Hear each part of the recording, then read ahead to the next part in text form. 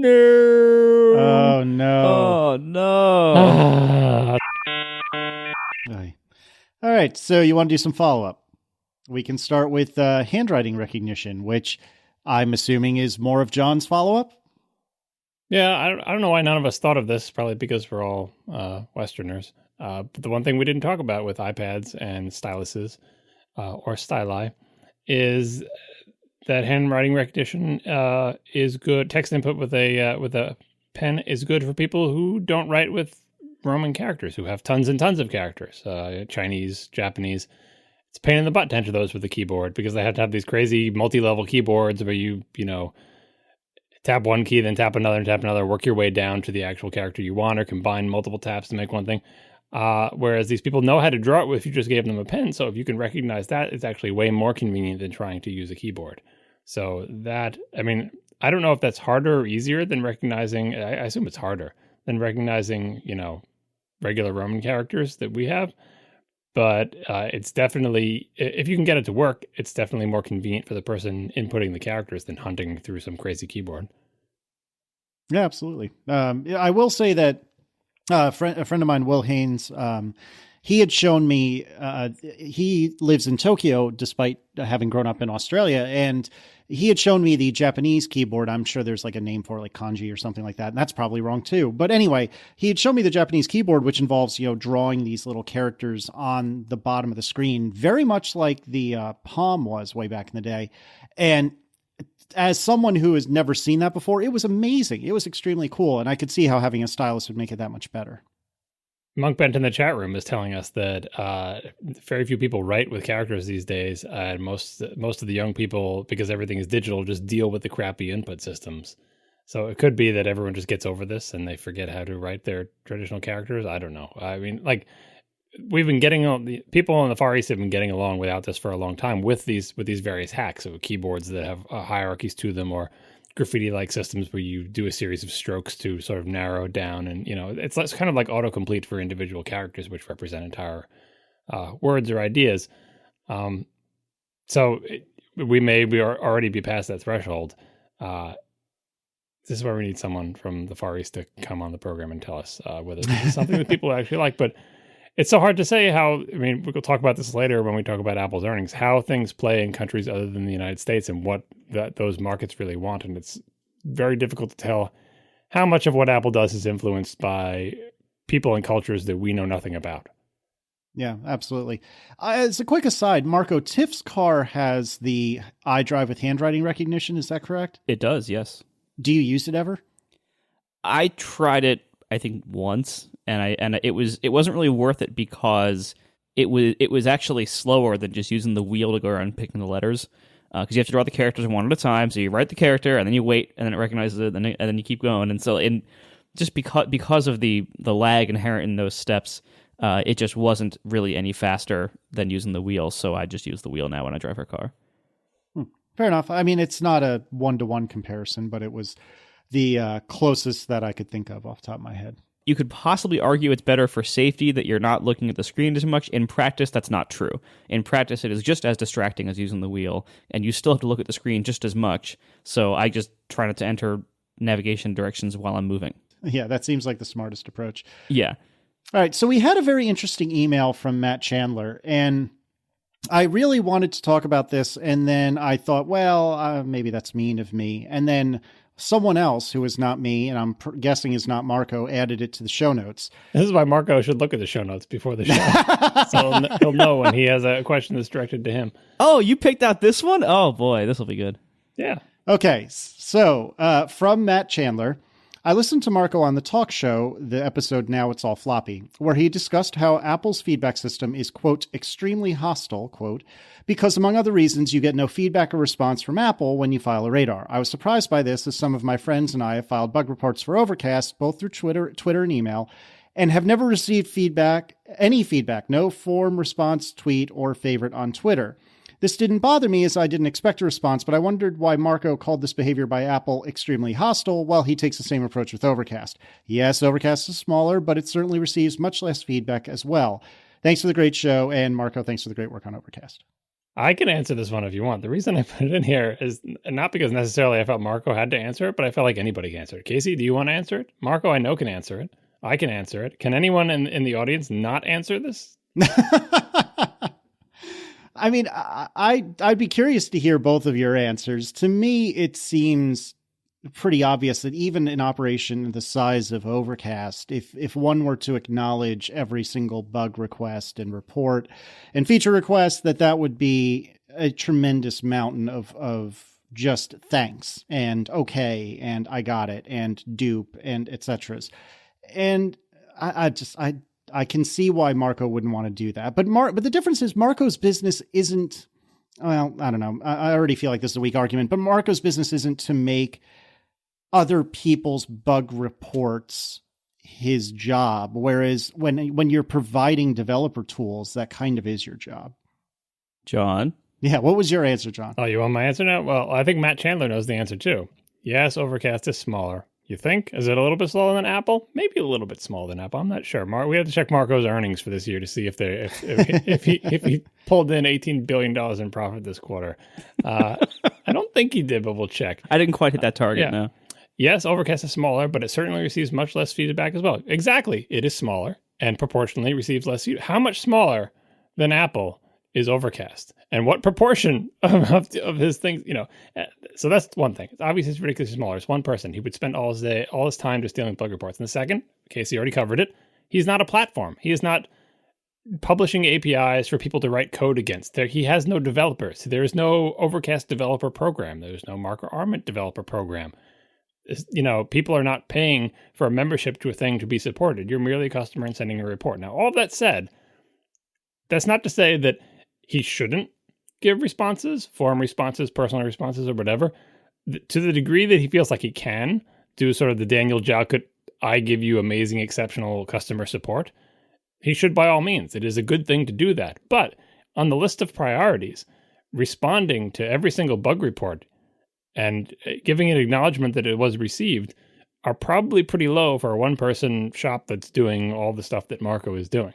So I don't say that it's like he shouldn't send a response and people shouldn't expect one, but the explanation for why there was no response and why he might say it's extremely hostile for Apple to not send a response is fairly clear. It's hostile for Apple because Apple does not have any constraints that would make it have to be such a big black hole. Like we know that, look at App Review. They're hiring people to look at every single of these hojillion apps that come in. If Apple wanted to do this and listed as a priority, they have more than enough money and resources and expertise to do this.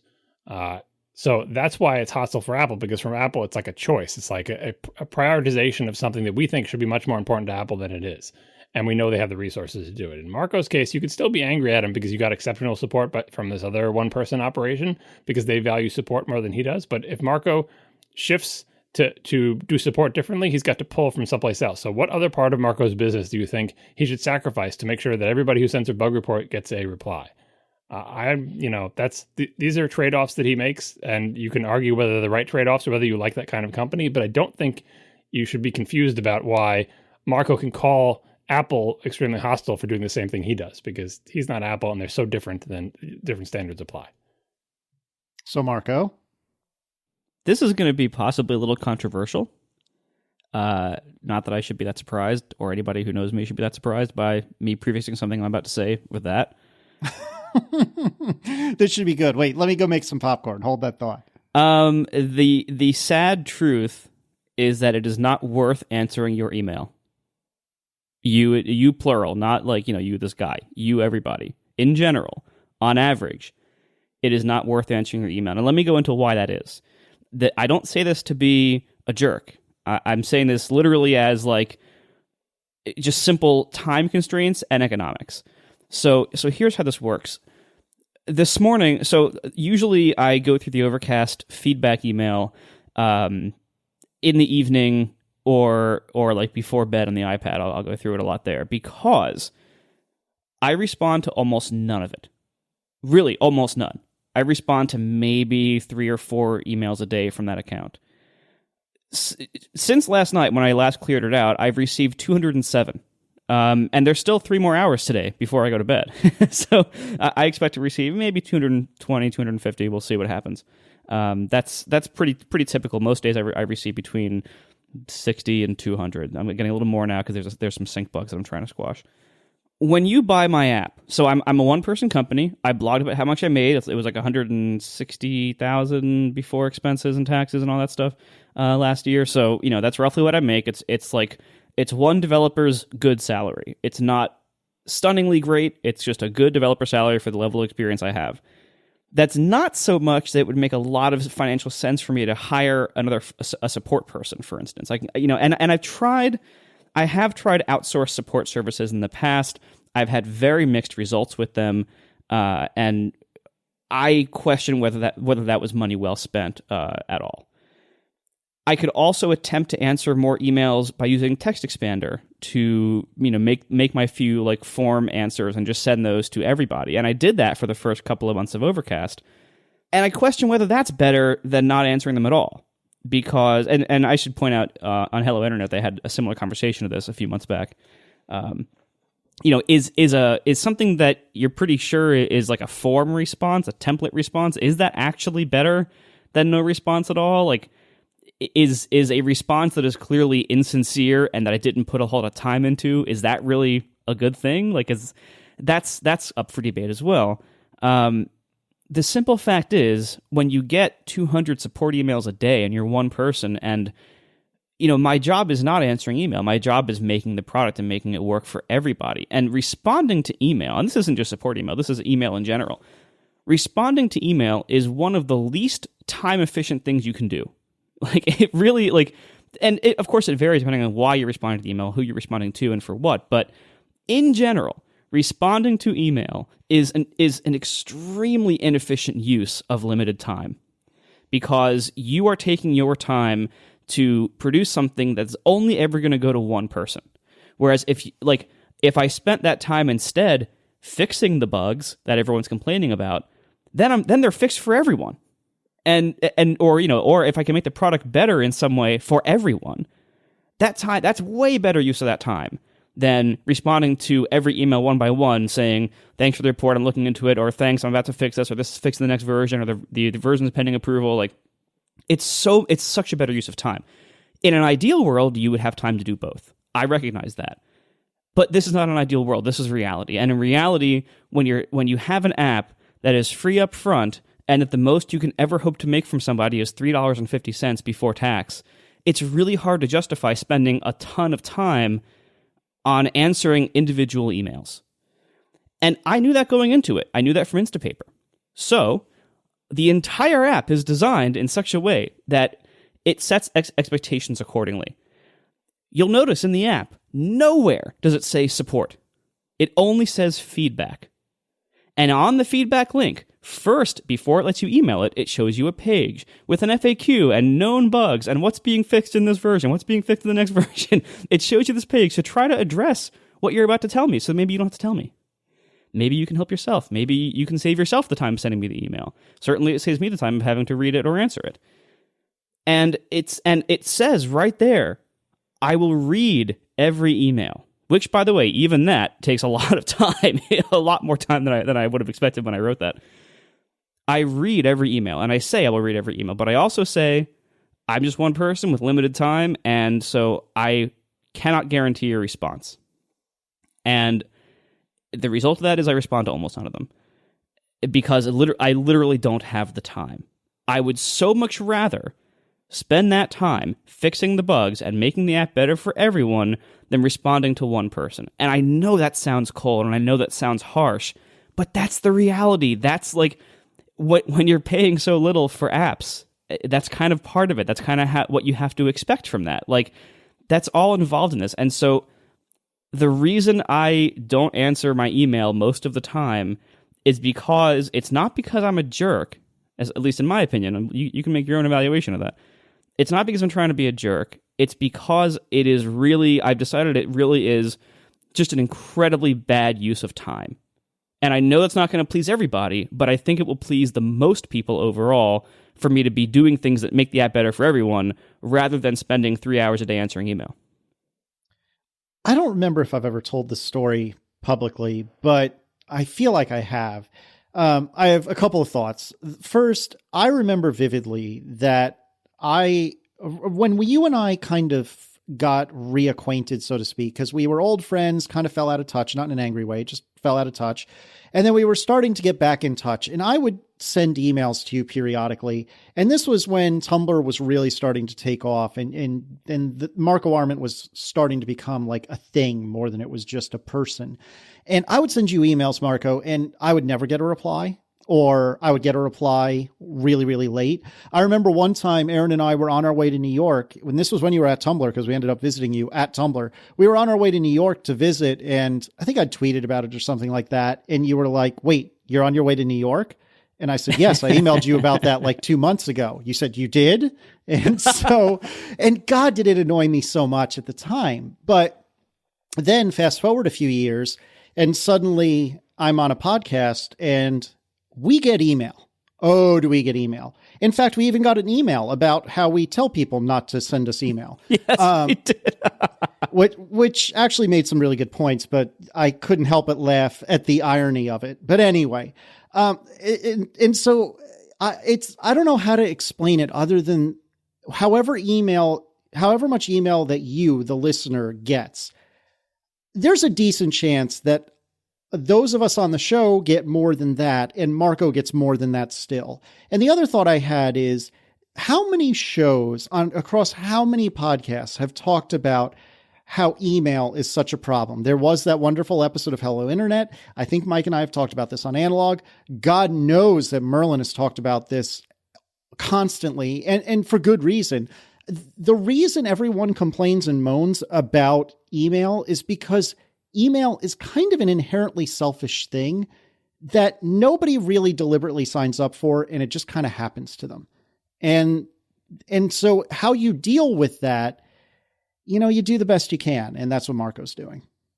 Yeah, that's really it. Like, again, I'm not trying to be a jerk by not responding to most of the email I get. It's almost like a defense mechanism. I have to defend my time and attention, because if I did respond to all that email, all these bug fixes and improvements and things I'm making would all take longer to come out, and I wouldn't be able to do as much.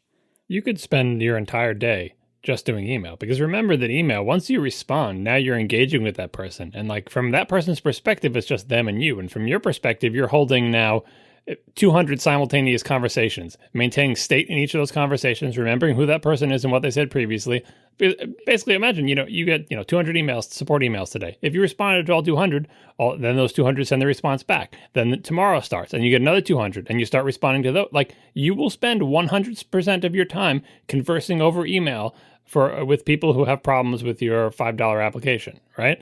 And you are just one person. And someone in the chat room says, I'm describing a CRM system. Yes, when you have a staff of people, you can do that. But for a small business, with one person doing all of the work, if that one person said, I really need to support my customers, that's all that one person would ever do. They would never fix a bug, never write a new version of a program, never create a program, never do anything else, never do a podcast, never have any sort of extracurricular activities. They would just spend all their waking hours conversing with individuals over email about the problems they're having with their application, and never have any time to investigate them. And so maybe you could say, well, you should expand your company. You shouldn't have a one-person company or whatever. But like, the origin of this question is about hypocrisy of how can you be so angry about Apple doing something that you yourself do? It's different context. The conditions are entirely different. Therefore, the conclusions are different. Absolutely. And the input that the email gives me is very valuable. Like, by the emails alone, the emails kind of help me decide, like, if I have a few big features that I want to do next, the emails decide what comes first. And the emails decide things like, for example, I've mentioned this on Twitter a couple times, my big feature plan over this winter was to do streaming. And I started streaming a little bit last fall, and I haven't worked on it since for two reasons. Number one is that there keep being other things that keep coming up, bug fixes, sync issues, WatchKit, stuff like that. But then number two is that by reading the email and by reading all the tweets, which is even more big stuff coming in that way, I can see very clearly that streaming is not what I should be doing next. What I need to be doing next, which is what I am doing next, is auto delete control. That right now the app just deletes an episode when you're done with it because that's how I listen and I don't care. Like once I'm done with it, I never want to hear it again. Like that's it, I'm done. And I thought that's how the app could always work. It keeps things very simple with like the different states an episode can be in and things like that. It keeps a lot of things very simple. That is by far and away the number one request, the number one complaint, and the number one reason people choose not to use my app is that I don't have that control, the finer control over whether something gets deleted or not and when it gets deleted. By far, that's way more important than streaming based on what people are telling me and what they've been telling me for months. And so, I wouldn't have known that had it not been for the email. At the same time, I get, I would say, literally 40 emails a day about that. And for a while, I was responding to all of them. It took hours. It takes long enough just to read them. Even that. And I said I'll read all my email. I'm not necessarily sure that will always be the case. I can definitely see a future in which I say I can't even keep up with reading it all anymore. But even that, reading it takes probably an order of magnitude less time than responding to it. And even that's hard enough to keep up with. That's how much email I'm talking about. All right, let's talk about something that's a little more positive than how much email we all get. Do you have any ideas, Marco? Well, it's not email. It is Squarespace. Squarespace is the all-in-one platform that makes it fast and easy to create your own professional website portfolio and online store. For a free trial and 10% off, visit squarespace.com and enter offer code ATP at checkout. Now, they emailed me something earlier today. This is kind of cool. So I guess the Super Bowl is coming up pretty soon. That's correct. Yeah, so that's football, right? No. God, it's also Sunday. They have winter there, right? Oh God, I hate you. So you know Jeff Bridges, the dude. He has partnered with Squarespace to bring his project to life. It is dreamingwithjeff.com. That's dreamingwithjeff.com. This is an actual project. This is not just like a PR stunt. It's an actual project created by Jeff Bridges with his friends in various locations in LA. He created an album of unique and relaxing sounds, guided meditations, and stories designed to lull you to sleep. This includes tracks such as A Glass of Water, IKEA, and Hum. I don't know. I haven't listened yet. What? I literally just got this right before the show. You have to listen. You can listen to the tracks on the website. Go listen to some. Yeah, I've heard it's quite good. So anyway, you can listen to it for free on the site, dreamingwithjeff.com. If you want to download it, they have a pay-what-you-like streaming system in place. This is all based on Squarespace. You can do all this with Squarespace. The publishing of the site, the listening, the buying, this is all Squarespace. You can bid on one of these box sets. It's like a limited edition box set, or you can just pay. It's a pay what you want to download thing. Jeff Bridges is the face of No Kid Hungry. This is a charity group that the main mission of it is that no child goes to bed hungry in America. All proceeds from this album will go to No Kid Hungry, this wonderful charity. So really, this is not a joke. This is not a PR stunt. This is really Jeff Bridges work with Squarespace to make this happen. Dreamingwithjeff.com. Check it out.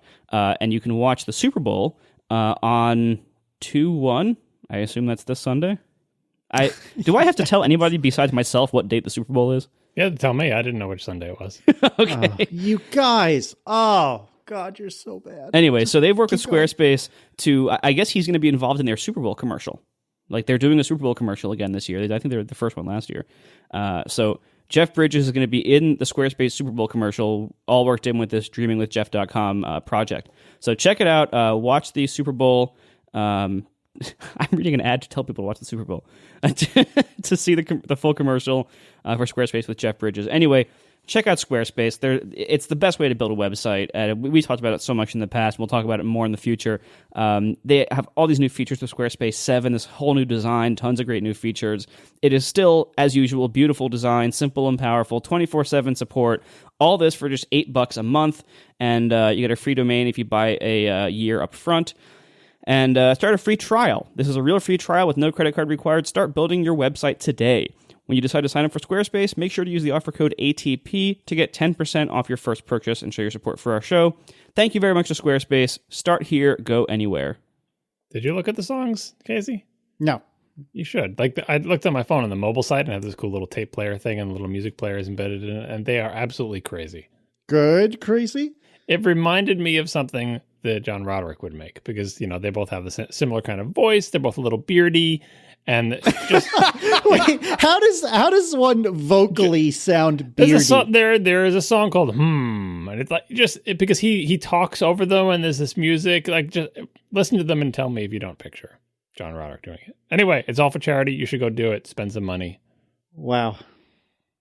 So we had another piece of feedback from Alberto. And John, would you like to talk about this?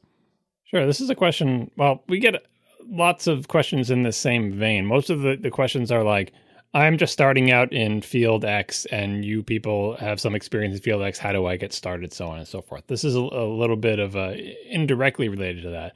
This is from Alberto, who says he listened to episode 101 about how Marco just, quote, went and learned, unquote, a new computer language.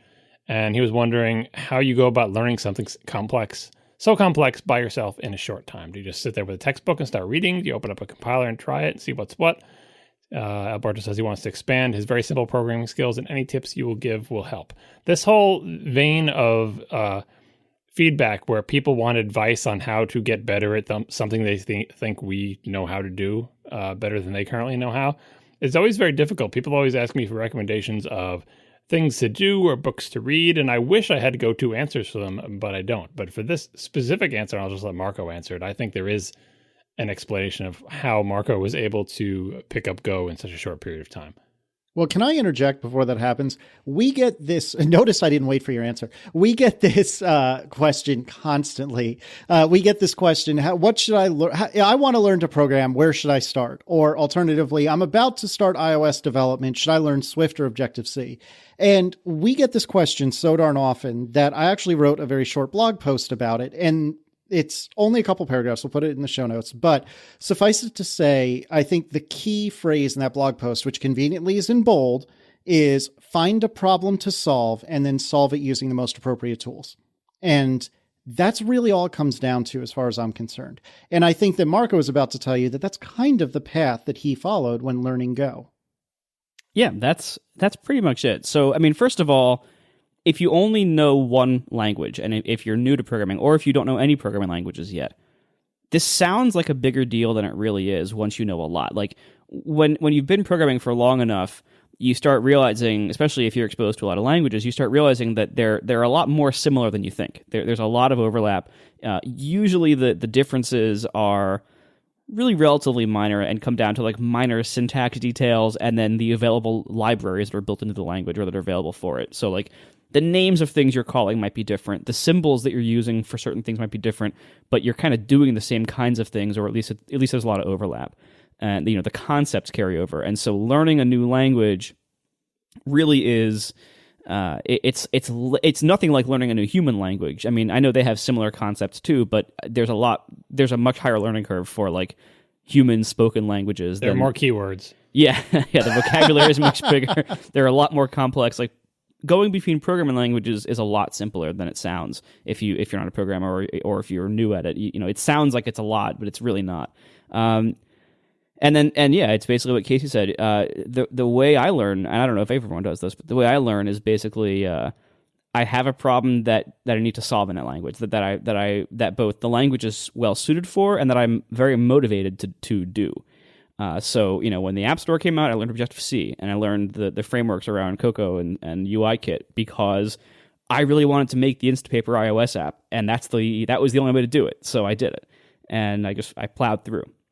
And what that looks like, and same thing with Go. Like I figured out that I had these problems, and before I tried Node, and I did the exact same way, basically, just a little bit smaller learning curve because I already knew JavaScript somewhat. But I had this problem that my existing toolkit was not very well suited to solve, and I knew that many other languages would have been way better at it, as we discussed in the show. I had heard good things about these, so I picked them, and I just started kind of plowing through. So Go has a pretty good online tutorial at golang.org. We'll put it in the show notes. There's a pretty good online tutorial, and actually the problem that I was solving of like basically being a feed crawler, one of their examples on their site is a web crawler. Nice. So it actually, and so my design of it is actually based on that, and it's not very long. It was pretty easy to base on. But a lot of the concepts of like, oh, how do I make it like, print status every second to the log file and stuff like that. How do I track what it's doing? It like managing the concurrency aspects, like all that stuff, that all came from that example first. And then, I built on that and I kind of made it my own. But honestly, in general, the way to start a new language, which you said before, is really just have a project that you're motivated to do in it. If you just say, I want to make an iPhone app, just in general, and you don't really know you don't have like a specific app in mind, you just want to make an app, and because you heard making apps makes money or it sounds interesting, that's going to be harder to get into. It's much easier if you have a specific idea of something that you really want to see, something that you really want to make. That's way easier to start with, because then you're motivated to basically just plow through it. That's exactly how I do it. I didn't read a book. I just plowed through. Now, when I used to learn languages, I used to read books, like when I was in high school and college. Now, there's so many great resources on the internet. There's tutorials online. There's places like our second sponsor, lynda.com, which I'll get to in a second because this ties right into that. There's all sorts of online documentation. There's walkthroughs, and there's just so much available online that and Stack Overflow has been amazingly helpful in this regard. There's just so much available online now that you can just kind of start plowing through. Like start with a tutorial and just start building it into what you want it to be, and you'll pick up a lot along that path. Like you'll learn as you go. You can do it the other way. You can read a book. I've never found that very helpful, but a lot of people do. It just, it depends on how you learn. But in general, the way to learn is to just start plowing through. Yeah, the only thing I'll add is that the specific question of how we go about learning something so complex in a short amount of time. Both of us have been programming for a living for a long time now, and that the way we do it in such a short time is, as Marco said, we recognize the similarities between programming languages. And so we have a leg up on someone who's like, programming, what's that? We don't have to relearn the concepts of, what's a variable, what's a loop, what's a conditional, like stuff like that. We don't have to relearn anything about functions or, now that we all know something that like blocks or whatever with closures and stuff, like we don't have to relearn those concepts. It's just how are those concepts implemented in this particular language. If you're starting from zero, you will somehow have to learn these basic concepts, right? But your second language, you'll be able to learn quicker than your first. And your third language, you'll be able to learn even quicker. So that's how, basically, it's not like a technique of how do we go about learning something complex. It's because we already know a bunch of similar things. So it's fast for us to pick up something. And what Marco and Casey were both talking about is like, all right, well, assume you can pick up the language. It's still not going to stick in our brains unless we use it to actually solve a problem, because it'll just be like, I don't know about you, but I can read an entire book on a language, which I've done in the past. But if I don't use it to write a program of any significance, that just leaves my brain. And it's like, yep. I can recognize it when I see it. And if you remind me, I'll be like, oh yeah, but it doesn't stick unless you use it. So, it's like, what's the trick? The trick is be a programmer for 10 to 20 years first. Then you'll be able to pick up new languages fairly quickly, unless it's a really weird language and you don't know the concepts. Like if we tried to learn something like, I probably don't know a lot of the concepts that are involved in Haskell. So my first job there would be like, I can't just pick that up because I have no analog. I need to first learn concepts that are not in any other language that I know that are in Haskell or Erlang or something. And then once I get that concept, then, it becomes easier. Yeah, it's entirely true. And kind of building on what you were saying, I'll read, say, NS Hipster. And as of late, NS Hipster's been entirely in Swift. And I have barely written any Swift in my life, but I can still read it reasonably well because I can pick out bits and pieces that remind me of other languages and kind of infer what this stuff is doing. So I can look at Swift and say, oh, that looks a lot like JavaScript. That's probably what they're doing there. Or, oh, that looks a lot like C#. I know exactly what's going on here. And of course, that looks like Objective-C. Well, I know what that means. And so you can take this really nice and broad foundation, especially as you get more and more experience, and apply that to all these other things. And you can do it quicker and quicker with time. All right, what else is cool these days, Marco? Well, as I mentioned a minute ago, if you're looking to learn something new, you should check out our second sponsor, lynda.com, lynda.com. They're an easy and affordable way to help you learn with high-quality, easy-to-follow video tutorials. You can instantly stream thousands of courses created by experts on software, web development, graphic design, and more, including all these languages we've just been talking about. Go to lynda.com, lynda.com/ATP to see for yourself. Lynda.com has fresh new courses added daily. They work directly with the industry experts and software companies to provide timely training. Often the same day new versions hit the market, so you're always up to speed. They have courses for all experience levels, whether you're a beginner or advanced. Every lynda.com course is produced at the highest quality. This is not like the inconsistent homemade stuff you'll find like on YouTube and everything. This is really high quality professional stuff. I've watched them myself. I cannot say enough good things about their quality. Courses are broken into bite-sized pieces so you can learn at your own pace. You can learn from start to finish, or you can just jump in and find a quick answer if you're looking up an answer to something. They have searchable transcripts. They have playlists. They have certificates of course completion you can publish to a LinkedIn profile. You can even learn while you're on the go with the lynda.com apps for iPhone, iPad, and Android. Now, all this is available. Not per video, not per course. This is all available for just one flat monthly price of $25 for unlimited access. They have over 100,000 tutorials that you'll get with that. So $25 a month to have access to all of their tutorials, which is, again, right now over 100,000 of them. This is great for people like me. I like to, kind of learn a little about a lot. I say sometimes that's like, I want like a surface level understanding of a lot of different things. And lynda.com was a big help when I was learning how to edit this podcast. I learned a lot of stuff about audio editing, working with Logic, which is not an easy program to learn, stuff like that. So anyway, they also have an annual premium plan. Premium members can download courses to your iPhone, iPad, or Android and watch them offline. You can also download sample project files and practice along with the instructor if you'd like with that membership. Now, they have all sorts of courses you might love. As I said, app development, web development, in many languages. They also have productivity apps, Creative Pro apps like the Adobe Creative Suite, Logic, Final Cut, even professional skills like management and negotiation. Really, most of us use software for our jobs today. For any software you rely on, lynda.com can help you with the ins and outs, teach you tips and tricks, and keep you current with updates and new features. It's so useful that 30% of colleges and universities, including most of the Ivy League schools, offer lynda.com subscriptions to their students and faculty members. That's awesome. Anyway, go to lynda.com, lynda.com/ATP, and you can get a 10-day free trial. You can watch as much as you want in that 10 days. lynda.com/ATP to get a 10-day free trial with access to all courses. Thanks a lot to lynda.com for sponsoring our show once again. So Apple made a little bit of money last quarter. I'm shocked. I know. I thought they were on the ropes. I thought that Apple was doomed, but seemingly not. So Apple made a metric butt ton of money, is I believe the official measurement that I've been quoted. I don't even know really what to say about this. It's a tremendous amount of money, and Apple is doing really, really well. And I don't know what to make of this. It's even as someone who is very new to the Apple ecosystem, as we've talked about very recently, in fact, it's odd for me to see Apple doing this well. Like what's not going well financially for them these days? Anything?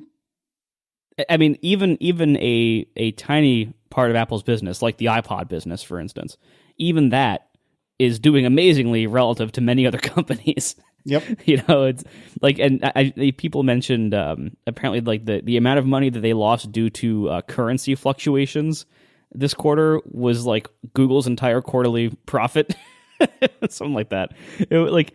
They just make an insane amount of money. I mean, honestly, I don't think this is that interesting from the money perspective. I think what's more interesting, and even then only mildly, but what's more interesting is kind of looking at the trends of like how well things like the iPhones and the iPads are selling. What does the growth curve look like? Are they accelerating? And I think what we're seeing right now, we're seeing that the iPhone 6 and 6 Plus were just massive hits, and I think we all kind of knew that already, but it's to see it like officially recorded in the totals here is really something to see. Like they have made very strong inroads into other markets, Asia, places like that, and also into the Android market with the iPhone 6 and 6 Plus.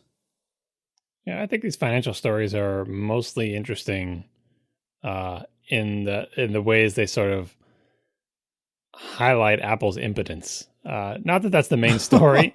Not that's the main story. Like the main story we hear. The main story is like, oh, they're making a lot of money. Then everyone, group does this claim chowder, and everyone makes fun of the stock analysts who thought they weren't going to sell things. And then we look at the trends. How are the Macs doing? How are the iPads doing? Like, I think I've seen all those stories. And there have been some good ones about that. But what I always think about two things when Apple or any company has these big earnings. One is the old Ed Catmull quote that success hides problems. And so when you see massive success, you think, boy, that much success can hide a hell of a problem. You can have just dinosaur-sized problems. $18 billion, like what kind of problem could $18 billion not hide, right? And so that's what I think about. And the second thing is the frustration of, it's kind of like in those, not SimCity, because I don't play that enough, but any of those sort of like simulation games with an economy where eventually you break the game and you essentially have unlimited funds, right?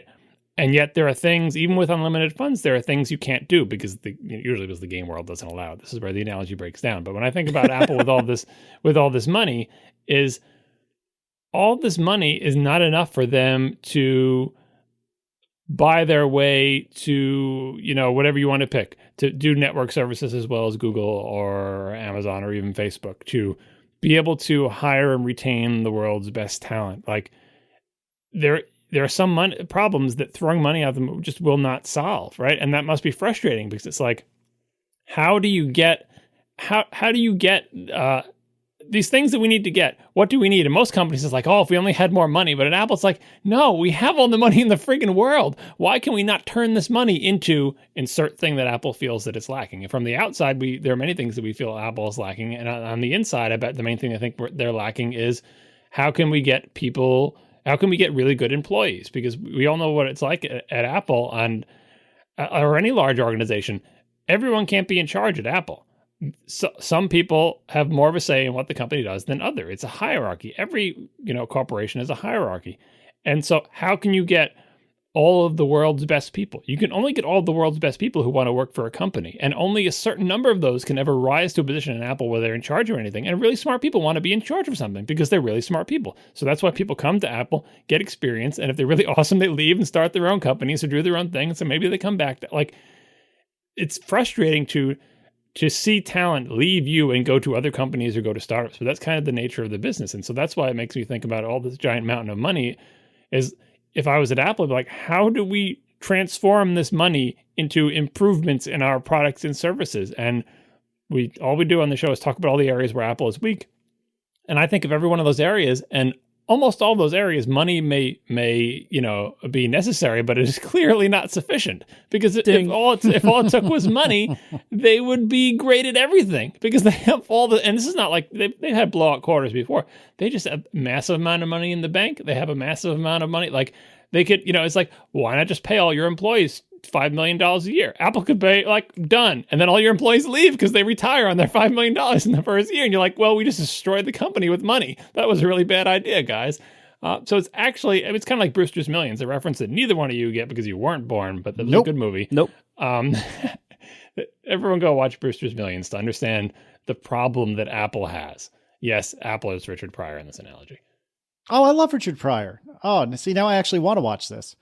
No, I think you're right. I mean, as you said, there's just a lot of problems that money either can't solve or makes worse or isn't sufficient enough to solve. And I would say looking at what we identify as Apple's problems from the outside, and assuming that they're at least partially true, it seems like Apple's two biggest problems are getting and retaining good talent, number one, and number two, just organizational inertia of the way things are set up, the way departments are structured, the way the incentives are.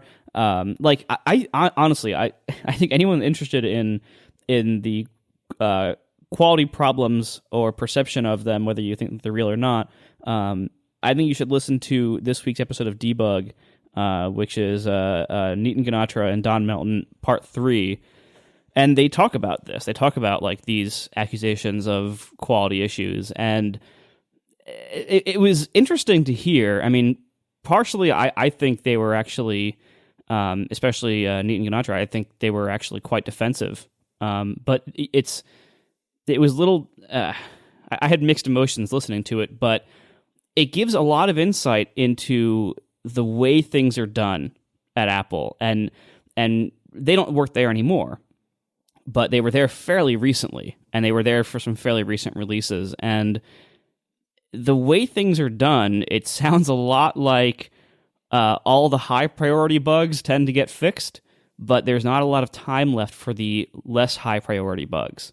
Well, this is how every company works. Like, I haven't listened yet; it's in my queue, but like, they're probably defensive because like what they're not saying, whether they realize it or not, is you don't know what it's like, man. To get anything done inside the company, you have to do X, Y, and Z. And when you're telling me that I should be doing this, it's like, well, but you can't, because like Apple, the structure of Apple becomes the fixed thing. And it's like, to get anything done within the structure, you have to do this. Maybe that means within the structure, the only thing you can do is get the high priority bugs fixed, because then you can get someone higher up to pay attention to you, and you can make a priority for your team, and you can get it done. And anything lower priority, you can't work within the system. So really what they're angry about when they're being defensive is they're angry at the system into which they are placed. And then they're put into the system and told, now get things done. And they would like to do what they think is the right thing, but within the system, you have to work the system, right? And who gets to change the system? This gets back to, who is in charge? Are the people in charge the best people to be in charge? You can't have a company where people move up the ranks over many years and then someone realizes, like, that guy has no idea what he's doing. Get him out of there and bring someone. Like, people don't like it when you hire new people in above them. They don't like it when they bring in new people that say all the current people there don't know what they're doing.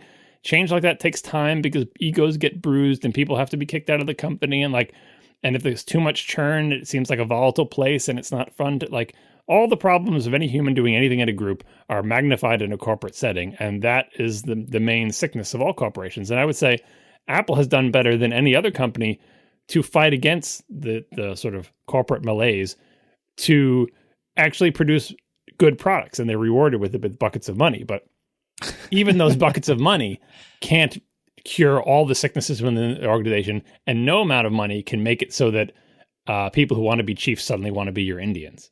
So you're never going to have all the best people. They're always going to leave and do their own thing. They're always going to be restless and do something else. And, I still say, like, the most practical thing that Apple could do with its money is address its shortcomings that the money has the most effect on. For example, prioritizing network services and infrastructure. You can throw money at that.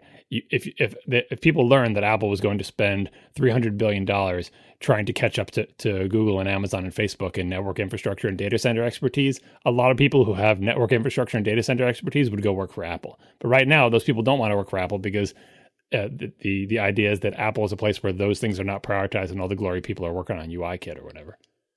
Right. I mean, that's like, it seems like the two biggest problems in that area of like what frustrates the people who are there are the way the system is set up and the stress of working within that, and like the deadlines of like what you have time to work on and what you don't have time to work on. Like, from what I've heard from so many people in and out of Apple, that those are the two biggest problems. It's like, you might be like, a lot of people there are very happy doing what they're doing, but there's a lot of people there who can't get the time or the staff to fix the problems they want to fix. And there's a lot of people there who are, fighting the good fight and working on things that need to be worked on, but they don't get the support from above or the resources from above. Well, I guess it's kind of the same problem, where like it's just not a high enough priority for the company, or it's kind of stuck in this weird division somewhere where like it kind of maybe should be somewhere else, or there's some roadblock in the middle of the hierarchy that's making it hard for them or something like that. Like there's like these organizational challenges, and you're right, like every company is going to have problems like this. That doesn't make them non-problems. And really, I mean, like, I think you got to listen to this debug. It really encapsulates this so well. And even like when Nitin Ganatra was attempting to argue against this point, he was proving this point unknowingly, because he was saying like his point of view is that he thinks this is like, I think he said it's probably like 6 P1, which means highest priority, the P1. He's 6 P1 bugs, and then we'll all forget about this. And then they proceeded to talk about how the P2 bugs hardly ever have... Everybody wants to work on the P2 bugs, but they're hardly ever allowed to because of the release cycle leaving so little time. And everything's just about, like, is it high priority? Fix it. If it's not a high priority, we can't afford to work on it right now. And so I'm not feeling... When I say I'm feeling a lack of quality here, I'm not feeling 6 P1 bugs. I'm feeling 6,000 P2 bugs that have accumulated over the last 5 years and aren't being fixed. Yeah, I agree. I was going to say that the success side problems thing, the reason you can't get prioritization from your boss to fix the P2s or whatever, and the reason you think like they're, that's not a priority, these are the priority, is because if you were to ever be able to make your case, what you would say is, we need to do this because of, and you lay out all these reasons. And what they would say is, well, I don't think we need to do this because X, Y, and Z. And you'd have this argument. And eventually what you'd come down to as you move your way up the ladder is like, well, obviously my priorities as the boss are the correct ones because look at how successful as Apple has been. And the higher you go up in the company, the more the person can say, well, I understand the people below me might believe X, Y, and Z should be done, but I believe it should be Q. And history has shown that I've been pretty right because Apple's been doing pretty well. And like, it's the sort of, that's the ultimate success hides problem thing, is that when you get into an argument about what people should be doing, that you need more staff to address this, that, and the other thing, everybody can't be in charge. Again, for the millionth time, there has to be people who are in charge. And the people who are in charge always have at their back, Apple is the most successful company in the world. We make the best products. We have 100% customer sat. Everybody loves us. We make $1 bazillion. Everybody's buying iPhones. Like, they always have that sitting right behind them. And so no matter what argument you make based on reason, in the end, the leaders might kind of be right. It's like, well, what do you want? We're the most successful company in the world. Do you think the priorities I'm setting as your boss or your boss's boss or your boss's boss's boss or as Tim Cook, are those priorities the wrong priorities? In what way are they wrong? Look how successful we are. What criteria should we be judging ourselves on? Pick a criteria, pick a metric. We are the best. And you're saying, oh, it's not good enough because you can't get people to fix your P2 bugs, right?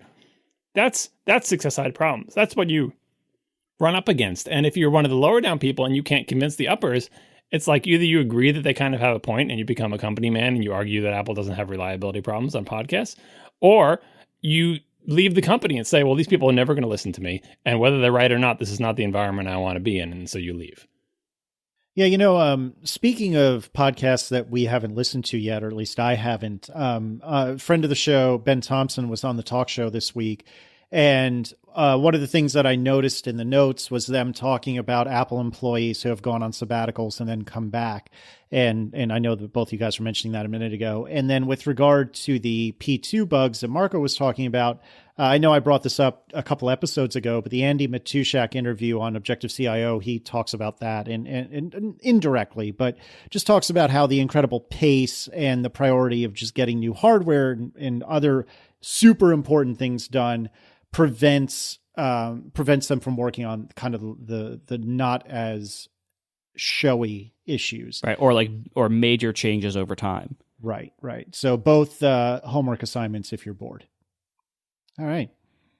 Anything else on earnings other than that? I want the bank account numbers for the 170 or whatever it is $billion. I haven't heard the call yet, but I read in many places that not that they gave a breakdown of 6 versus 6 Plus, but they merely just said the 6 sold better than the 6 Plus.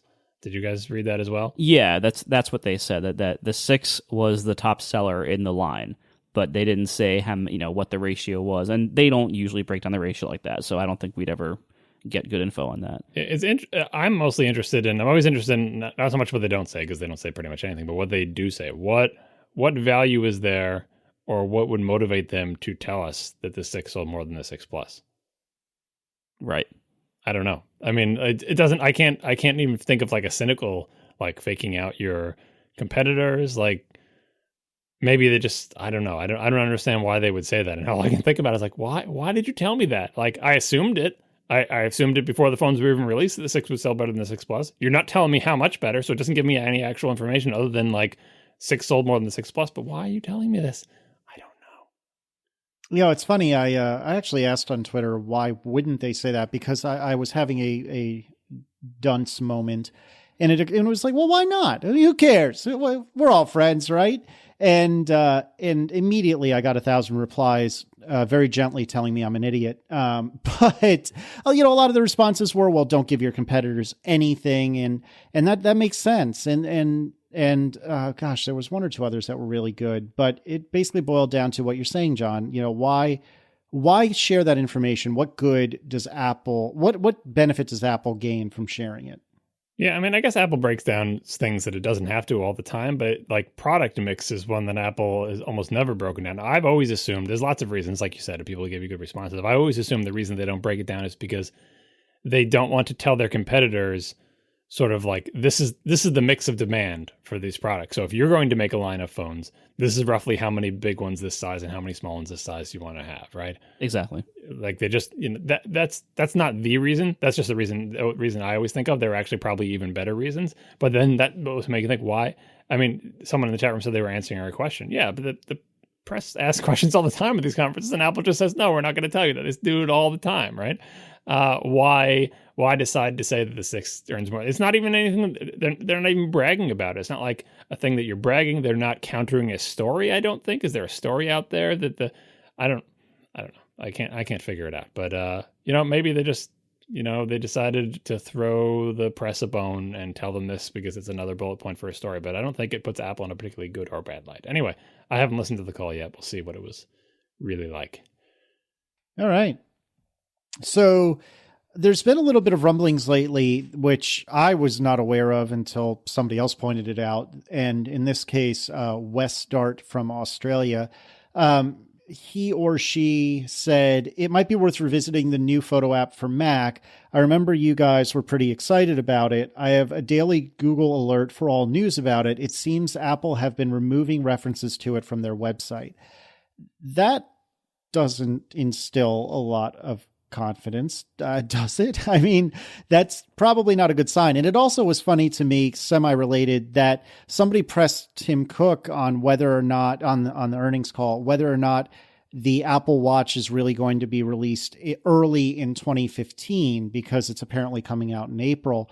And Tim said, from what I gather, well, the way we think of it is the first third of the year is early, the middle third is just the middle third, and the last third is late. And so, sure, why not? It's still early, right? We're all friends. And I don't know, it just struck me as funny. So are you guys concerned about the fact that photos apparently the photo app may not be a thing anymore? Well, it seems like, reading the tea leaves here and hearing a few rumblings here and there, I think the answer is not that the Photos app is canceled or anything. I think it's just late. It was, I believe, did they say... I thought the initial release date was like last fall, but I think somebody else corrected me recently and said it was also early 2015. Yeah, it was always next year. I think it was always supposed to be 2015 sometime. Okay, so if that means by the end of April 2015, and they're suddenly removing all these references to it, I mean, it really does sound like, based on a few rumblings here and there, it from what I can tell, it's just delayed. It's not late, or it's not canceled. Yeah, and like I always wonder with these stories, with the sort of implied like Apple's removing references to Photo Map for the Mac. ... Those stories like will never say this means Apple is canceling it, because that's the implication, but they only want to imply it. They don't want to say it, right? And or even speculate about it, because my question would be, all right, if you're saying this because you think the Photos app for the Mac is canceled, is that really a thing that you think would happen, that Apple would cancel both iPhoto and Photos for the Mac, and there would be no... and Aperture. Yeah, and Aperture, and there would just be no photo management for them. I mean, I suppose that could be a thing. Like, by all means, make that argument. Tell me why Apple does not want to be in the business of making, first-party photo management applications for your Mac anymore. I would love to hear that argument, but they will never make that argument. They will just say that it's being pulled from the site and let you just worry about something. So, in the absence of someone making a compelling argument that Apple no longer wants to make photo apps for the Mac, which I bet, and if I had to make that argument, by the way, I would say history has shown over the past several years that Apple's not great at making photo management apps. And if Apple didn't make one and give one away for free, that would open up the market to third parties. But then those third parties would have to work with the photos in the cloud. And if Apple doesn't have an API for that, blah, blah, blah. Anyway, I'm not saying it's totally ridiculous. It could happen, right? But I don't see anyone making that argument. So then it's just like, oh, well, late software is late, right? That what else is new? And you take it off the site just because it's kind of embarrassing to have it up there for a long time and not have it available. And maybe, it was on the website too soon. You're showing screenshots of something that doesn't exist, that people can't get. Why are you enticing them to same thing with like still selling Aperture when it's canceled? Like that's not a good move either. And so this just seems like a correction. If this Photos app doesn't come out until next year, I don't care. Just make it freaking work.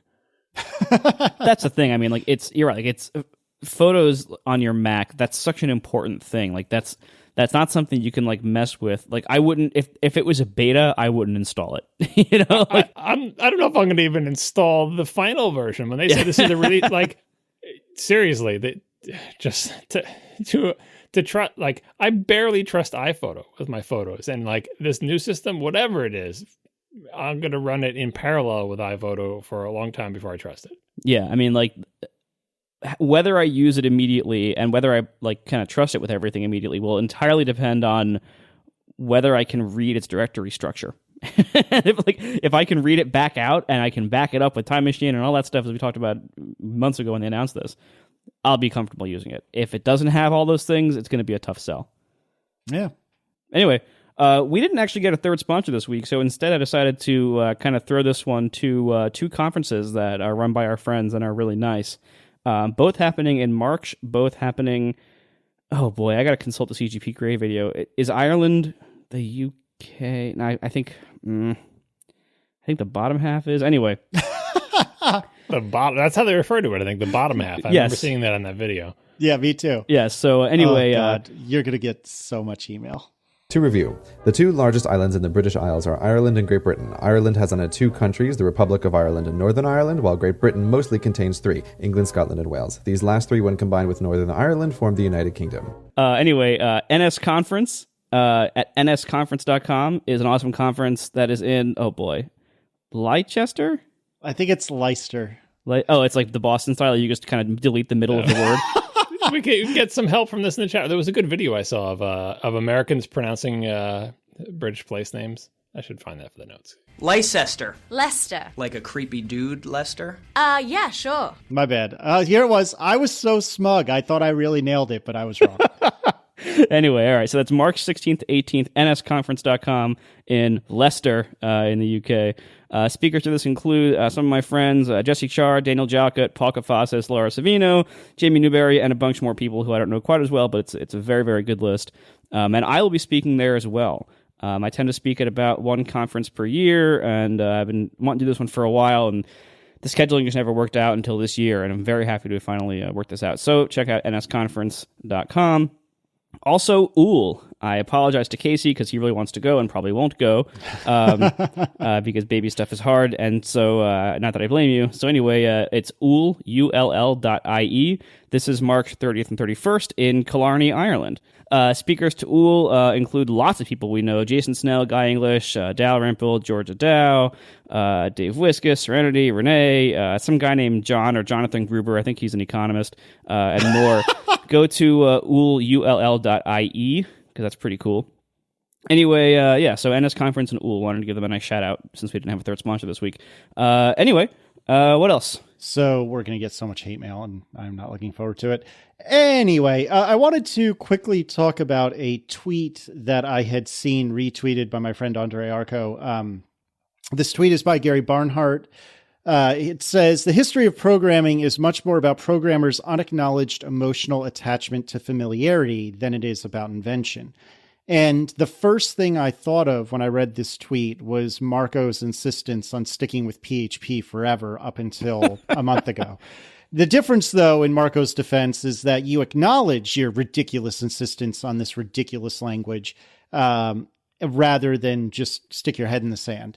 Although I guess maybe I should have thought of John first, but since I don't feel like there's any sweat. Why would you think of me first? Perl is fine. You don't need. Why do you need to learn any languages? Perl is the best language. I know a whole bunch of languages. I learn new ones all the time. When Dart comes out, when Go comes out, when all these new languages come out, I read all the documentation for the languages. Yes, but the only one you really need, like Marco said, is Perl. Just dollar signs for everyone, John. I think it's JavaScript is the only one you really need. No matter where you work, you will find yourself writing JavaScript. That's true, actually. JavaScript, the worst language everywhere. Yep. That should be the slogan. Oh, you guys. Anyway, I don't really have much to say other than that I thought the tweet was cool and it reminded me of you guys.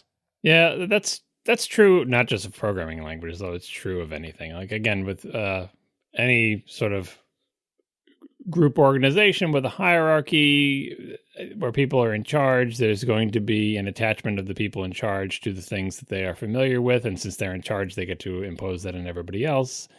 And any attempt to change is met with resistance from the people who are attached to the thing that they're familiar with. And like there are specific instances in programming, whether it's specific language or technology or a particular code base that people get attachments with. In many cases, specifically with tech, what's required is somebody who's not a tech person to make a decision and impose it on the tech people. That's how you get That's how you get essentially, Mac OS 10, right? Because Apple had all sorts of next generation operating system initiatives within its walls, and there was, none of them were focused enough, and they were put under very difficult constraints, and they just couldn't get the job done. So the only way they could break out of that was they had to, someone who is not a programmer, who has no attachment to the Mac toolbox or to anything involving classic Mac OS, to come in and say, we're doing something different. Because none of the people who were there in the trenches were going to do that, because all those people were experts in the current Mac operating system, and they may have had ambitions to make a new operating system, but they certainly had an attachment to the current one. And it takes kind of an outsider, and usually an outsider is not a tech person. In this case, the outsider was the CEO of the company who decided to purchase another company that came along with Steve Jobs, and he did a little inside-out takeover type thing. Those are the people who decided that Apple's next generation operating system was built on NextStep. Nobody, inside the company working on a new kernel or whatever decided that NextStep was going to be the thing. So, there's a way out of this. How do you deal with that emotional attachment? You get a decision made by somebody who has no emotional attachment to those things. Who I didn't even know who I guess it was Gil Amelio then was the CEO. I can't even remember the friggin' CEO progression in Apple. He did not have an emotional attachment to classic Mac OS. So the idea of, using the Windows NT kernel or buying Next or buying B or any of those things, he is not burdened by any emotional attachment to technologies or languages or anything having to do with the current technology stack. That was kind of a crisis-tunity, though, because if your company's going down the tubes, the person in charge is empowered to do that. And again, the success hides problem things. Who at Apple is empowered to make them massively change their priorities for network services? Anyone who has that sort of ability, there's no crisis causing it to happen at this point, because for all the noise we make talking about Apple and their problems, then they turn in these financial numbers and it's tell me again why I have to totally change the way we do things, or otherwise what happens if we don't? We have another record quarter? Well, BlackBerry was doing great in 2006. I know it hides problems right up to the point that it doesn't, right? And Apple especially, because if Apple misses its fantastical earnings by just a little bit, it's oh God, Apple's doomed. They only made 16 billion and last year they made 18. If they make 16 billion the same quarter next year, are they doomed? No, they made $16 billion in a quarter. They're fine, right? So but people will still go crazy over it. So I guess that's kind of the upside. I guess no one really talks about this, but the upside of the crazy Apple blogosphere and the pundits who are Apple is doomed no matter what Apple does. They're about to be destroyed by whatever their competitor is. That is actually that sort of manufactured crisis-tunity. That's it's not real. It's a phantom. Oh, I don't want to say it. All right. It's not a real problem. But the perception that there is a problem is the only thing that could ever give anybody inside Apple any sort of clout to make to have a crisis that leads to an opportunity, right? Because otherwise, if there were any other company, it would be nothing ever changes. We're doing great. I don't understand why I would ever listen to you. Everything is fine. Yeah, and just to put a little bit of nuance on this, when I complain about Apple's quality problems, or what I perceive as those quality problems, I'm not saying Apple's doomed. They're not. Apple's going to be fine for a long time. Apple's going to be, even if they have a bad patch, it's going to be a little bit like Microsoft is today, which is Microsoft is, I think by most of our estimations, they're going through their worst period ever, right now. They're still making tons of money, and they're still fine. And, they're not making as much money necessarily as they could be, or maybe as they were in the past. I don't know about that. But, they're still, like, even in this state of them producing things that don't do well in the market and things that tend to suck a lot, or fail at least, they're still, as a company and financially and everything, so fine, it's not even funny. And so, Apple, even if they had a colossal series of terrible moves and terrible products that flopped in the marketplace, which doesn't look like it's going to happen anytime soon, but even if that happened, they have so much money coming in. They're still going to be selling to so many people. They're still going to have such great success relative to the market as a whole, relative to other companies, relative to zero, that they're going to be fine. So I'm not saying they're doomed. I'm not even saying that they're going to start making less money. I don't know that. Who knows? I do think, though, that, as following the theme of success hides problems, you can be selling tons and doing very well in profit, in market share, in any kind of money metric you want to measure, and still not be making stuff that's good enough. That is a different metric, and you can similar to how I said, you can lose the functional high ground without losing it to somebody else. You can just lose it yourself. You can still be doing very, very well. You can still be making tons of money. You can still be the market leader in whatever metric you choose to be. Despite that, your stuff might not be as good as it could be or should be. That is a totally separate measure that often does not correlate to your market success. Yeah, I wasn't talking about you. I was talking mostly about this Bad Assumptions article by Ben Thompson, who may or may not be in our chat room. It's the analysts who are like, Apple has to come out with a network, or the competitors are going to crush them. Their lower price phones are going to destroy them in China. Like all these people who just don't understand Apple or their business. They're the people who are manufacturing the drama on the stock market with their price, like why Apple's PE ratio is not what it should be, according to almost any rational thought. It's just as this big article says, we'll put it in the show notes, Apple is eternally, and I think Asimco said similar things, Apple is eternally on the edge of doom. I think this was Yeah. I think this was an Asimco thing. It said they're constantly falling to Earth. They just keep missing it. So basically they're in orbit, right? It's just, and it's not, and this is from the people who matter, in the financial markets and everything like that. And everybody hates that. And you have whole websites dedicated to just the MacLope, all he does is just, he or she is just take down these people who just have no idea what they're talking about and constantly are talking about Apple and seemingly having people listen to them. But there is a benefit to that. And the benefit is if that chatter gets loud enough, it can be fuel for things to happen inside the company that otherwise wouldn't. I mean, and the other fuel is what Marco talked about, that any good company, and especially Apple, knows, don't let yourself be BlackBerry, right? Don't let yourself be Microsoft. Don't miss the mobile revolution. Don't decide that a hardware keyboard is the way forward, damn it.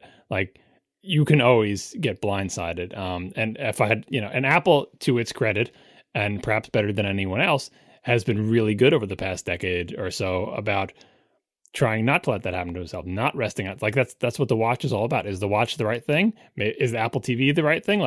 These are things that Apple is trying. They don't try a million things, but they know we're gonna be the iPhone company forever. That is not a viable strategy. You will end up as a BlackBerry eventually. No matter it may take a while, but it'll eventually happen. If I had to pick out something that is dangerous to Apple right now, I would pick out VR or something. Maybe VR will be a fluke and it's not a big deal, but Apple should be worried about it. Apple should have contingency plans. Apple should be working on VR. Maybe it's not a big deal. Maybe VR comes and goes and it's we didn't need to be worried about it. But doesn't VR come and go every 7 or 8 years? Yeah, I know. You don't know. But you never know what's gonna take. Maybe it won't take now. If you had said tablet computers, you better be worried about that, Apple, when Pen for Windows came out. Or the grid pad or whatever. Oh my God, Apple, you better be worried about this. They'd be like, what if they said, no, we don't need to be worried. That's stupid. And then it went away. And you're like, see, we were totally right. That whole thing with tablets, that's pointless. No one's going to be, that stuff is useless. And when Palm was out, oh, you better do it in this PDA space. We tried the Newton. It was crappy. Nobody wants to have a smart device with a touchscreen. That's stupid, right? If Apple kept having that attitude, they would have never made the iPhone, right? And so VR comes and goes, like you said, and it's like, see, we were right. We didn't have, no, you have to. You absolutely have to explore every avenue. Maybe nothing comes of it, but you have to be on the lookout for it. I think Apple has that going for it, that it's always going to be on the lookout for what the next thing that's going to blindside it and trying to stay ahead of it. But the more difficult thing is when you don't have anybody who's competing with you in terms of product quality, profits, customer sat, anything like that. What do you have to motivate you to be better or to change the way you do business? Because any argument you make about changing the way you do business can eventually end in what is it that you think, how could we do better in some way? Which metric that we can measure would we do better in? Would we make more money? Would we have higher customer satisfaction? I guess maybe you could say we would have more market share, but then they have a counter to that. You know, like if you sold a lower price phone, you would increase your market share. And then Apple said, yes, but we don't care about market share. We care about making the best products and making a lot of money, possibly in that order. All right. Still waiting for that Sega VR headset. Okay. Let me know how that works out for you. Yeah, Sony's making one. You got the Oculus. You'll be able to get a VR headset someday. Thanks a lot to our sponsors this week, Squarespace and Lynda.com, and I guess Jeff Bridges. And we will see you next week. Now the show is over.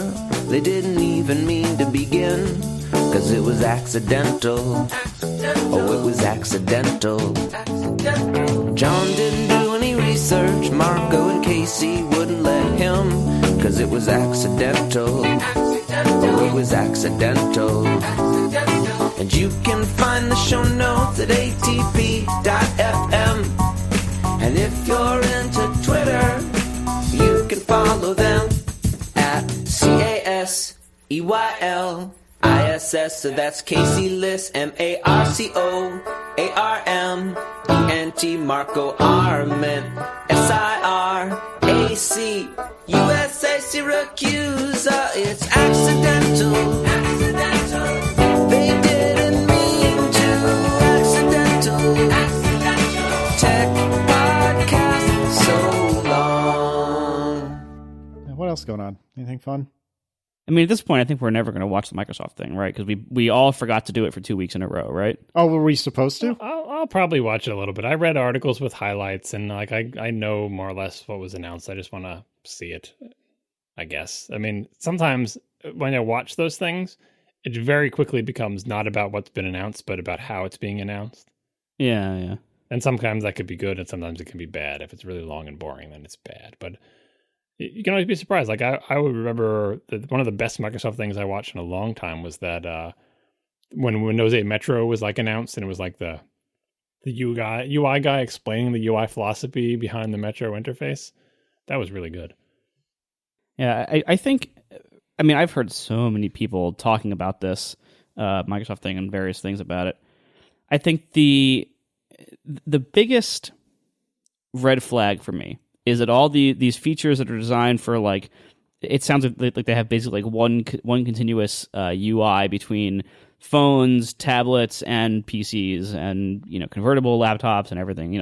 Everything, like, rather than kind of the Windows 8 environment of like these two separate environments and all the Windows RT, which I think no one's even really mentioned yet recently with this stuff. I think they canned that, didn't they? I think so, but I don't know if that's been confirmed. I think it's just been implied. But all that stuff. The problem is that whole like system of it'll be wonderful. You can have these apps that run the same on all these different platforms. You can have things being handed off. All that stuff. You have to not consider what happens if you have all the Microsoft devices, because that's not going to happen. Like, that's unrealistic. So you have to instead be like, all right, so what happens if I only have one or two of these? Maybe I only have the laptop and the Xbox, or maybe it's just like the tablet and a laptop, or something like that. Like, no one's going to buy the Windows Phone anytime soon. So, like, what happens then in like a mixed environment where I'm not totally bought in? Is this stuff still compelling? If it works at all, is it still compelling? That, I think, is I hope Microsoft is smart and practical and humble enough to recognize that they need to be worried about that, and they need to make sure that works well. I don't know yet if they are. In general, the new Microsoft is moving in that direction of being more pragmatic and honest about their position in mobile. But we'll see. And then HoloLens, I mean, HoloLens, from what everyone says, is a really awesome tech demo that everyone hopes will come out sometime soon with some kind of reasonable hardware that performs something well and works with some kind of mystery software. But that's a whole lot of ifs, you know. Like that's a big line of pretty big problems to solve before this thing is truly compelling. And so I hope it succeeds. I think it'd be cool. I think it would be cool to kind of like shake things up in the industry, and to have Microsoft be at the front of it again is kind of exciting because they haven't been for a while. So I think that would be interesting. I think it'd be cool. I hope it works. But there's so many ifs, like, you know, and people are comparing it to like the original demos of Kinect back when it was still called Project Natal, I think, right? That was what that was.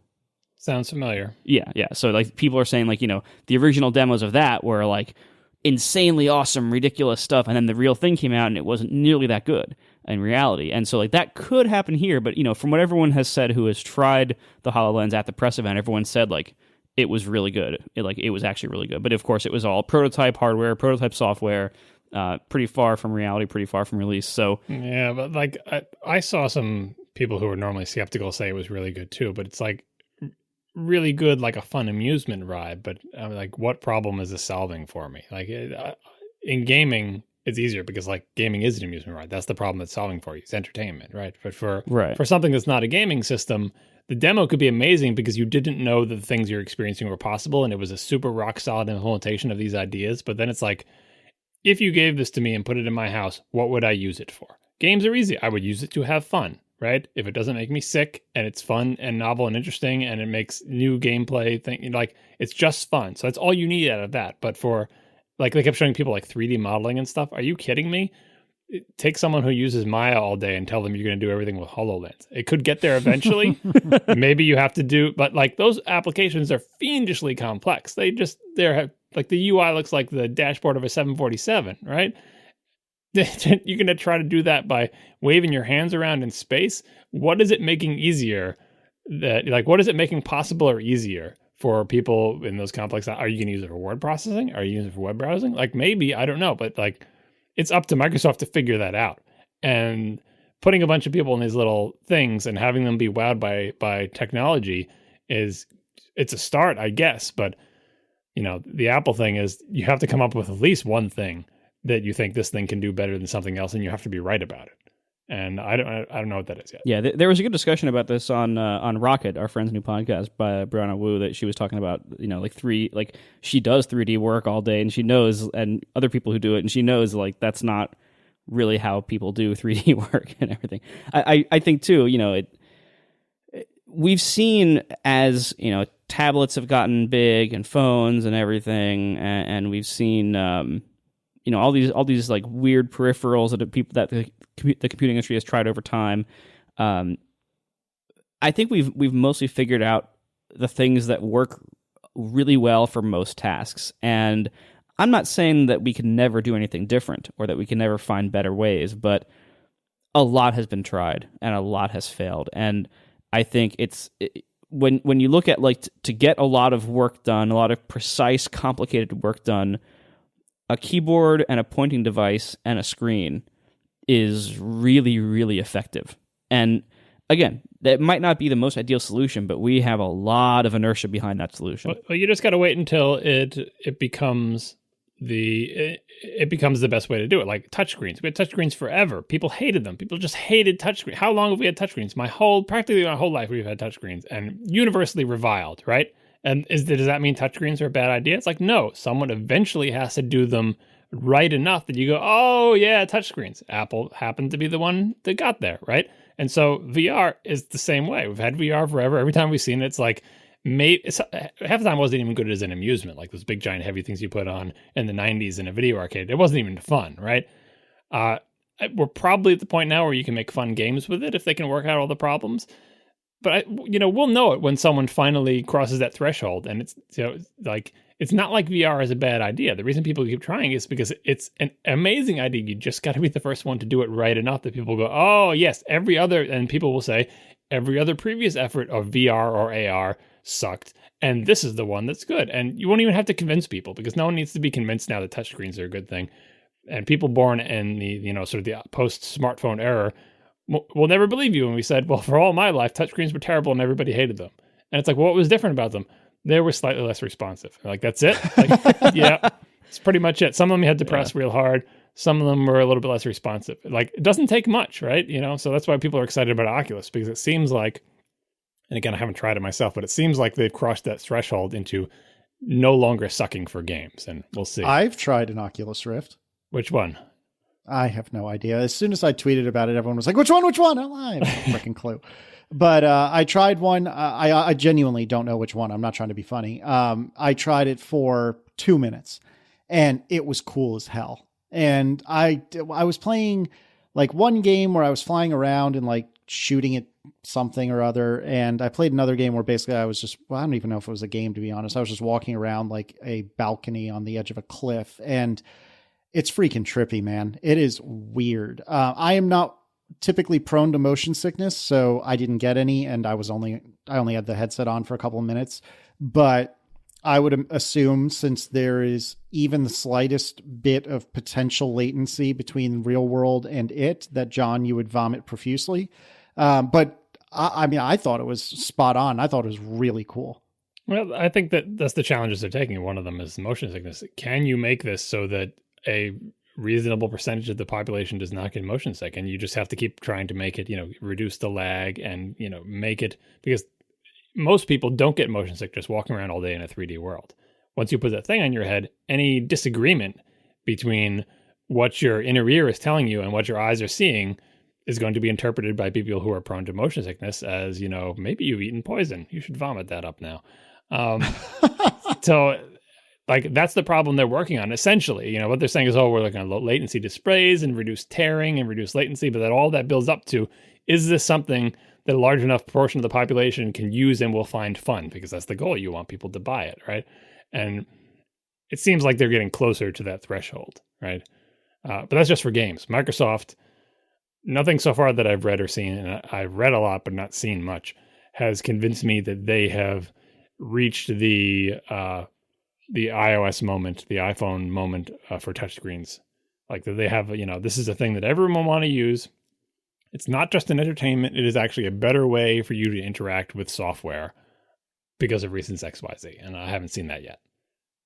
Yeah, it seems like a very good technical achievement in the labs so far that might make for a very good product, but that no one has quite figured out, like, what's the killer app? Like, what will make it worth spending $500 or $1,000 on one of these things, and possibly changing the entire way you work physically or your desk setup or whatever? Like, what will make it worth all of that cost and change? That's so much better on this thing than on what you have. That's such a, you sound old, killer app. That's what people used to say of like, well, it's great and all, but you need the killer app for your platform. But like, the touchscreen did not have a killer app in the sense of like, an application made touch, like the whole thing, the whole experience of a handheld thing that's mostly a screen. That was essentially the quote unquote killer app. But like that phrase was back from the days when it was literally a single application. Like, oh, you need a Mac because it has PageMaker, right? Or you can get Photoshop or whatever. Like, that was a killer app that was the tractor for your platform. The killer app for touchscreens was touchscreens are better for everything on a phone, practically. Maybe borderline keyboard, but they're so much better at everything else that the trade-off is worth it. I mean, one of the biggest challenges they might have with this, and I know this sounds really superficial, but trust me, it will matter, is portability. The reality is, I think most people today do their work on a laptop. Desktops are really a dying breed, and again, they're never going to be dead, but certainly laptops are the default computer for most people. And mobility matters for a lot of those people. Not all of them, interestingly, but for a lot of them, it matters. And if this thing is something that like goes on your head and has these screens or whatever, like that actually might not fold nice and flat and skinny and light into a bag. Well, HoloLens is actually better than Oculus because Oculus is like giant ski goggles, right? And so, they seem to actually be, because they're AR, not VR. Like you can see through the lenses. You're wearing glasses that you can see the real world in, and they just overlay images onto it. VR is like, completely covered. You can't see anything outside, which is why it's mostly better for entertainment where you don't need to see the outside world. But not so good for an office setting where you'd have a bunch of people who are essentially blindfolded. Well, also, I would expect, not knowing anything about this, admittedly, I would expect that AR is probably a lot easier to work out the motion sickness problems for. Yeah, probably, because you do have the visual cues of everything else. But then what that does is it reveals all of your... That's what people were saying about the tech demo. Like, it reveals any latency or miscalibration you have is revealed, because the real world is, it stays perfectly steady. And they would say, like, I looked at a coffee table and there was a Minecraft structure on it. And they pretty much say, it looks solidly stuck to the table. When I wiggled my head, the Minecraft structure didn't it moved from side to side or jiggle or it looks like there was a hole in the coffee table and there was like a thing down it. And like, no matter how I looked at that hole, it still looked like a hole. It never sort of lost track of where the coffee table was and accidentally drew it a millimeter to the left, then to the right, because that takes you out of the illusion. It's like bad special effects. Like, oh, okay, well, the coffee table's real, but the little castle on top of it isn't, ignoring like photorealism and lighting, just to have it connected to the world. And that's one of the big problems in AR, and it seems like Microsoft has solved that pretty well. But it's like, okay, now what do you do with that? Besides put Minecraft castles on tables. Why wouldn't you? I have one. I put it in the after show. I have sad TV news before we go. Oh no, what happened? It's sad TV news. It's sad on multiple levels. So I've got my fancy TV that I like. It's a Panasonic plasma TV. I know all about plasma TVs and their limitations. I take very good care of my television, or so I thought. Encouraging all of the kids not to leave television shows paused, making my children watch 4:3 live action television shows stretched out into 16:9 just so I fill the entire screen. But I recently got a PlayStation 4 and I've been playing a lot of Destiny on it. And that turned out to be a mistake. We got about maybe 80 hours into Destiny, split between me and my son. And we both really liked the game, despite its flaws, or perhaps because of its flaws. I'm not sure anymore. But Destiny has one feature that I should have paid more attention to and didn't. And in the lower left corner of the screen while you were playing Destiny is a heads-up display that shows a 100% yellow line and 100% white silhouettes of guns. And when I was flipping inputs the other day, I noticed that I could still see the little yellow line and the little silhouettes of the guns in the corner of my screen. And I said, no. Oh, no. Oh, no. So this is sad for multiple reasons. Now, one, some quick Googling led to a giant jackpot of people begging Bungie to make the HUD transparent or to make it optional. This is something that most games are good about. Giving you a way, all you need to do is make it a little bit transparent, because the background is constantly changing, right? The problem is when you make something opaque, then it never changes and it's just there for just hour after hour, and that's terrible. Bungie hasn't done that yet. I saw one acknowledgement that they acknowledged that they've heard this complaint before and they can't give any timelines and blah, blah, blah, but that was back in November, so there hasn't been a patch yet to fix this. And the second thing is, regarding plasma TVs, there is image retention and burn-in. And the only difference is, as far as I can tell, that burn-in is considered permanent and image retention is considered not permanent. Is what I have permanent or not? Many stories from people who have played past games on their plasma TVs, not just Destiny, but many other games, say, I stopped playing the game and it took months for it to go away, but it eventually did. Other people say it never went away. And so like the people who say it never went away, they had burn-in, and the other people had image retention. And there's different debates. So if your plasma TV supports 3D, it's more susceptible to either image retention or burn-in or whatever. And anyway, my TV has a screen wipe feature that puts white bar across the screen that's supposed to help. But the bottom line is, from what I've read, the best cure is to just simply continue to use your TV as normal. Don't play that game anymore. Wait several months to a year, and maybe it will go away. I think it has faded already. But the worst part of this is now Destiny is banned from my television until they patch that to the thing, which means that I can't play Destiny, which also means that my son can't play Destiny. And that is the worst part of this. Well, second worst. I think if that thing stays on my screen, I'll be super pissed. No one else, at this point, I think no one else would even notice it unless I pointed it out, because it is actually fairly faint, but you know me. So my solution to this is I'm buying a gaming monitor, 1080p gaming monitor, and I'm going to move the PlayStation 4 into the computer room and play it there instead of on the television, because we got to play our Destiny. You know, these guns aren't going to level themselves. Wow. So let me ask you a serious question. I'm not trying to troll you.